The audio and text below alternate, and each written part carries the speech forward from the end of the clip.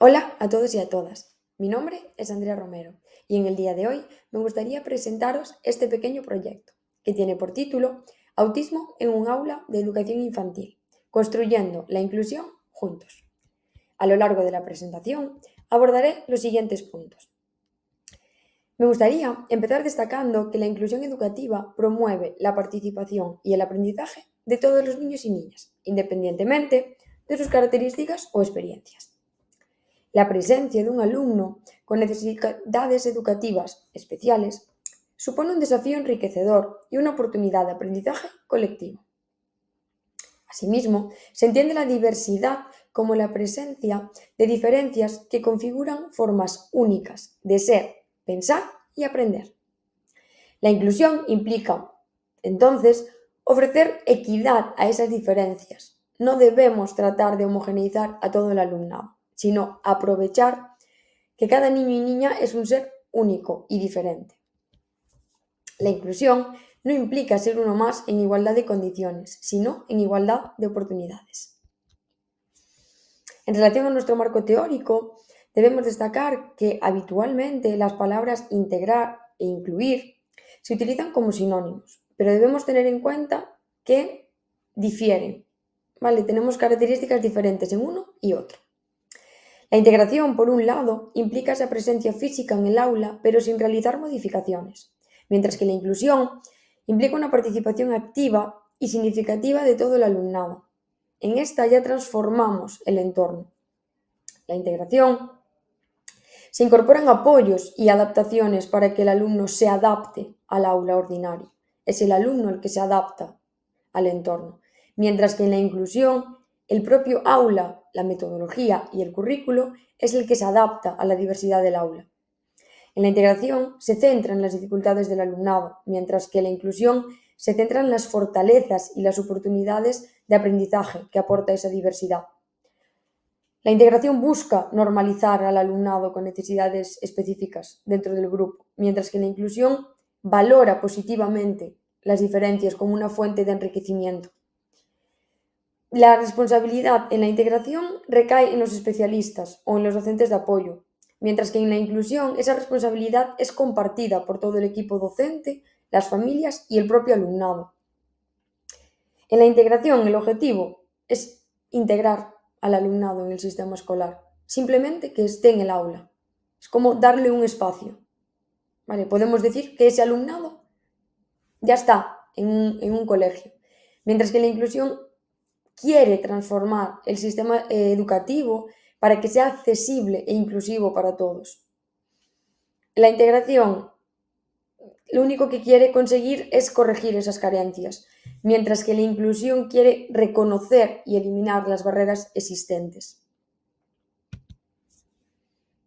Nuestro contexto del estudio que realizamos sigue una serie de objetivos que son conocer cuál es la influencia del entorno socioeducativo y familiar del alumnado con TEA en su desarrollo, identificar las situaciones de inclusión que se producen en el aula en cuanto a estrategias docentes y las relaciones entre iguales, y promover actitudes favorables hacia la inclusión y crear así espacios basados en una escuela para todos.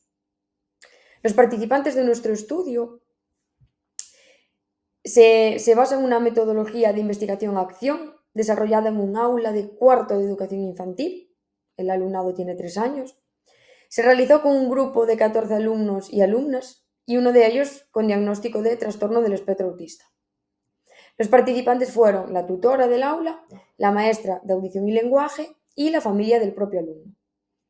El objetivo principal era analizar cómo los niños y niñas aprenden del compañero con TEA y viceversa, generándose así una red de apoyo entre iguales. El tipo de estudio que utilizamos fue la investigación-acción, que lo que pretende es identificar una necesidad, analizar la situación, desarrollar y poner en práctica una serie de intervenciones y finalmente poder evaluar los resultados obtenidos.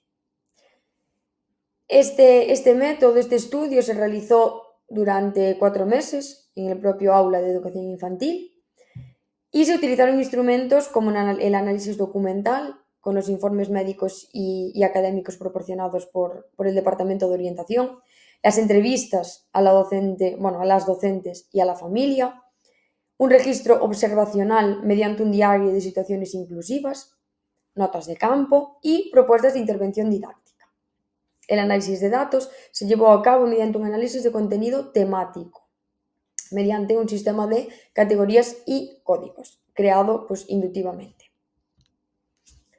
¿Cuáles fueron los resultados?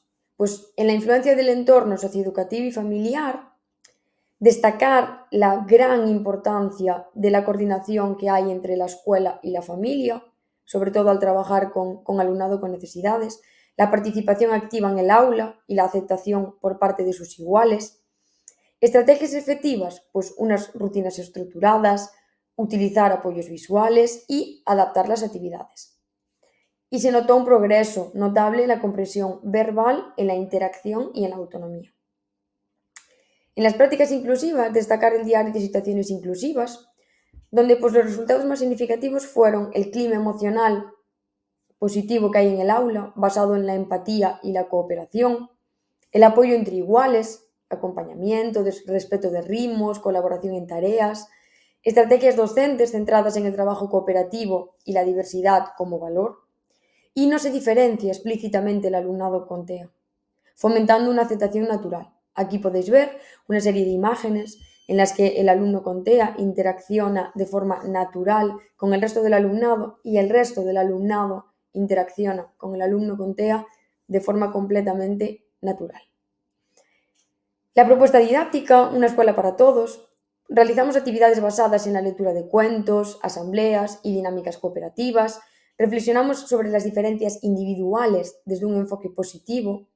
La actividad final, que tenía por título Hablando en chino también nos entendemos, consistía en presentarle al alumnado unas frases en chino y mediante pictogramas, para que ellos pudieran, con otro idioma, entender igualmente de qué estábamos hablando. El resultado, la participación activa de todo el alumnado y una mayor comprensión del valor que tiene la diversidad. La heterogeneidad del aula es una fuente de aprendizaje para todos. Las prácticas inclusivas mejoran el clima socioemocional y las competencias sociales del alumnado. El trabajo conjunto entre docentes, alumnado y familia es esencial. Sin cooperación, sin intercambio de información, nada es posible. Y la inclusión se aprende a través de la experiencia cotidiana. Si nosotros formamos al alumnado con estos valores y los adentramos en el mundo de la diversidad, ellos acabarán siendo personas más respetuosas y más empáticas en su día a día. Por lo tanto, solo me queda decir que educar en la inclusión desde la infancia previene la discriminación y fomenta la convivencia. La inclusión debe formar parte del currículo y no debe ser una medida aislada. Y las aulas son los primeros escenarios de socialización y de construcción de una sociedad justa, por lo que, como maestros y maestras de educación infantil, debemos fomentar esa inclusión desde edades tempranas. Sin más, me gustaría terminar con esta frase que nos dice: la diversidad existente en el aula refleja la diversidad que existe en la sociedad, pero la actitud del alumnado ante la diversidad es un reflejo de los valores adquiridos en su educación. Muchas gracias.